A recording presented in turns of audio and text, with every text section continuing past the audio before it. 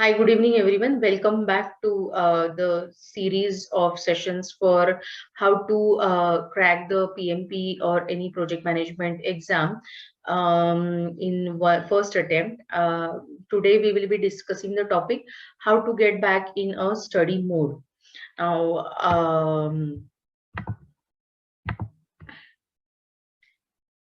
if you see the significant number of applicants who aspire to become either a PMP certified or a Prince2 certified have at least minimum 10 years of industry experience. As I explained you, first 5 to 6 years, they will be working as an individual contributor, and then later on, you will need at least 36 months of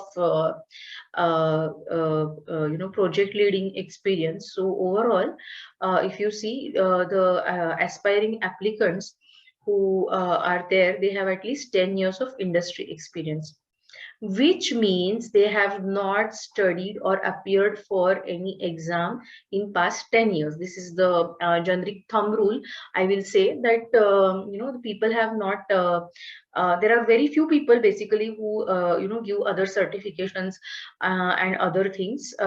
Most of them have not studied for at least 10 years or more in their life.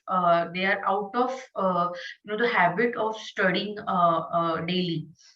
So now what are the outcomes of this is that you are unable to plan your studies or the study time, which is the utmost requirement for preparing for PMP.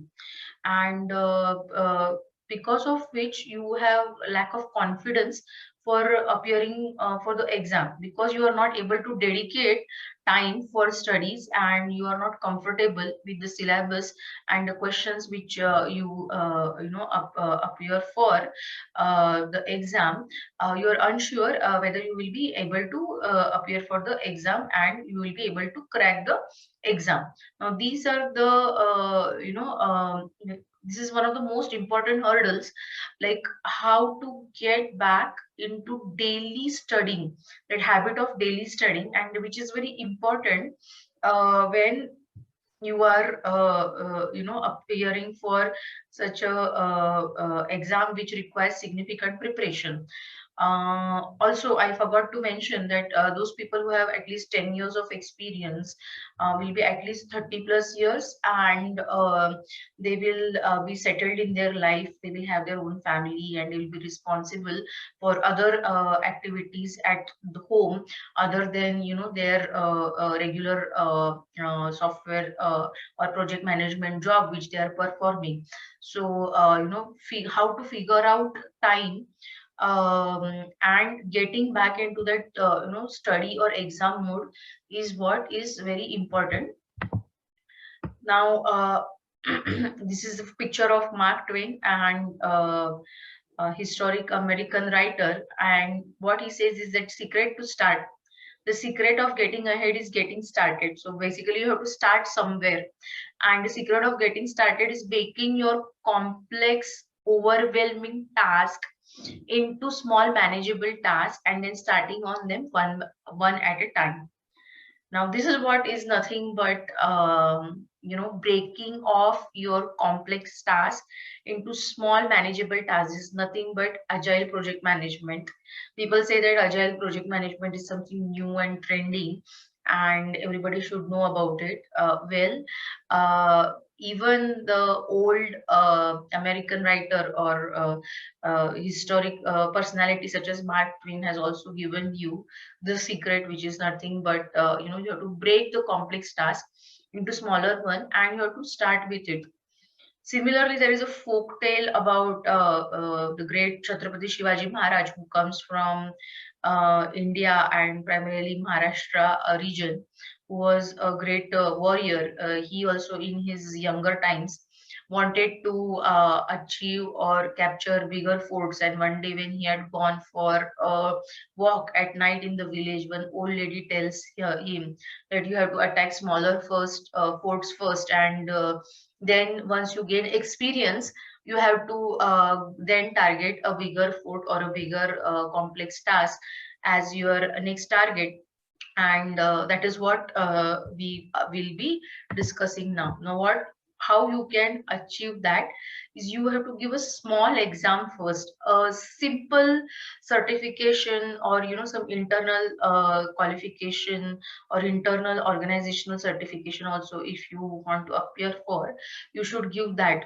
Now it will help you to get back into study mode, because there will be some syllabus, some documents which we have to go through and understand how to study, get back into studying or understanding the important parts and noting down, etc., all that stuff. Again, you get mentally prepared to appear for the exam. I remember when I had given my first certification, so I myself gave ITIL certification, foundation certification. It was the first certification which I gave before I started preparing for PMP, because I myself was not sure whether I will be able to crack this exam and whether I will be able to dedicate those many hours, etc. So you become mentally prepared to appear for the exam after many years of gap. Like, you are constantly working, you have never given any exam, so you prepare yourself to appear for an exam. And it is, you consider it as a pilot episode before a bigger epic is launched soon. Even when people come up with big series on all these streaming platforms, they first come up with a pilot episode and see if people like it or not. They are able to deliver what the people's expectations are, and then they go for a bigger epic. The same way, you give a smaller exam first. One of the examples is ITL Foundation.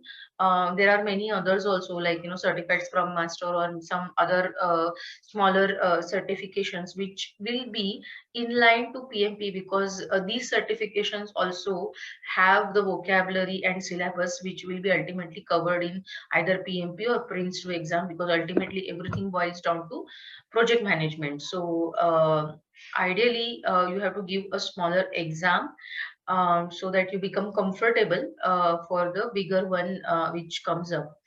Now one will say that, okay, it is an additional expense, and I don't want to bear it. Then, well, it is an additional expense again, but it adds value to your CV and it adds to your knowledge.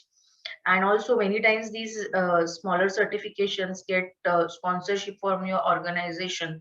So check out whether your organization is willing to sponsor this certification, and because it that also becomes an asset for your organization as well, not just you.